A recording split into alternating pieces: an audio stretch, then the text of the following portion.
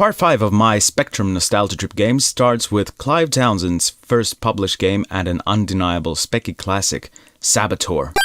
It's a flip-screen action platformer in which you play as a mercenary with some skills in martial arts, whose mission is to infiltrate a central security building, steal a disc with some obviously important information, and make your escape on a helicopter, all the while fighting or avoiding guards and their canine companions with either your skills in martial arts or throwable weapons you might find lying around in containers. Although Saboteur wasn't particularly successful in being an actual stealth-based game, as a young kid, the stealth was all that I could have hoped for, since it wasn't even a thing in games back then. It also offered various levels of the mission, with the easiest one only requiring you to make it through the building and escape, which was a good way to learn your way around the map, so you could hone your skills for the harder difficulty levels.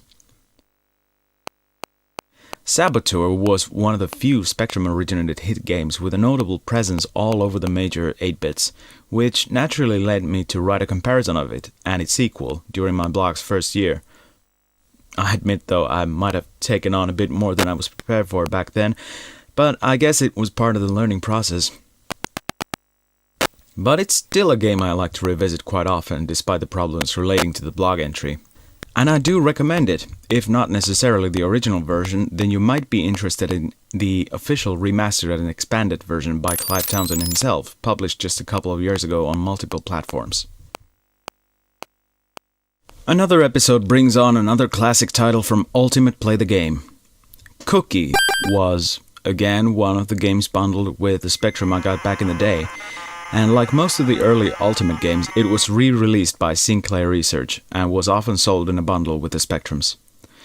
Cookie continues Ultimate's home arcade series from Psst and Jetpack, this time making you control a baker, whose job it is to gather as many ingredients of one particular sort per level as requested by shooting the bouncing ingredients down into the mixing bowl at the bottom of the screen. If you make the mistake of mixing nuts and bolts and other unwanted elements, the number of needed ingredients gets higher. Of all the classic Ultimate arcade games, Cookie is perhaps the most hectic and difficult one to play, but once you get the hang of it, it's a pretty solid game and can even be enjoyable. But regardless of its perhaps arguable quality, Cookie is a very likely nostalgia trip game for many old Spectrum gamers simply due to the high probability of exposure.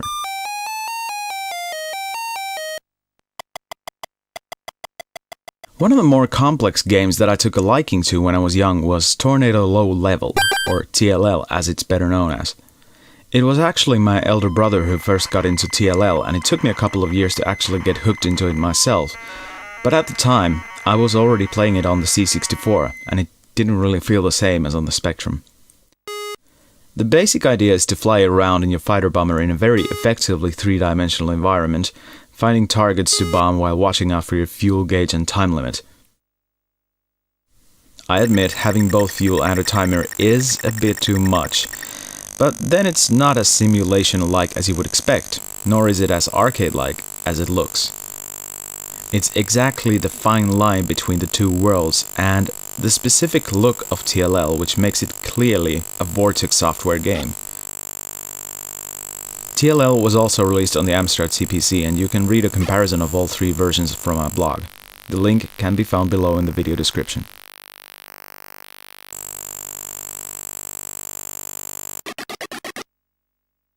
mikro-gen was a quirky software house that got famous with their series of flip-screen adventures starring a car mechanic by the name of Wally Week.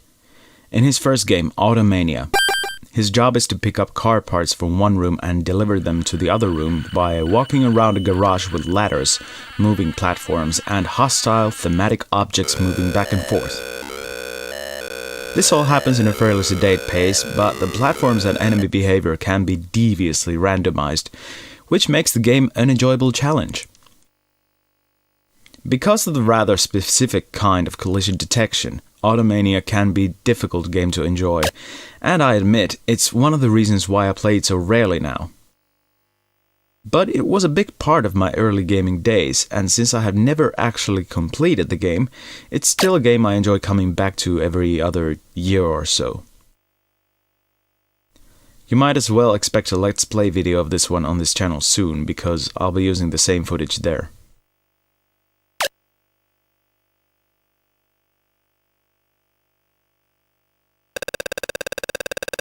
We end today's list with a game I never actually got to play when I was a kid, but I did have it copied onto one of my tapes. Chronos.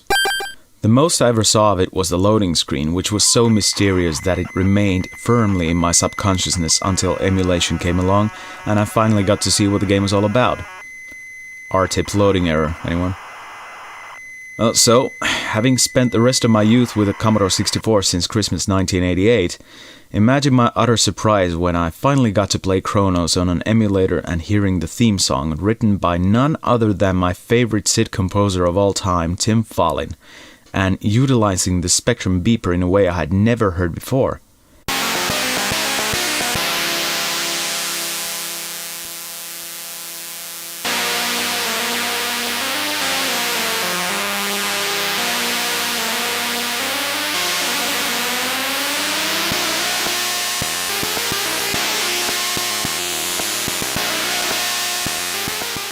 The game itself was a disappointing side-scrolling space shooter with little of interest to offer in terms of gameplay, but it is a solid little thing, and very much the sort of what you would expect from a little cheap title from Mastertronic. At least you can get an interesting loading screen and a Tim Follin theme tune, which are easily worth the £2 Mastertronic titles usually were.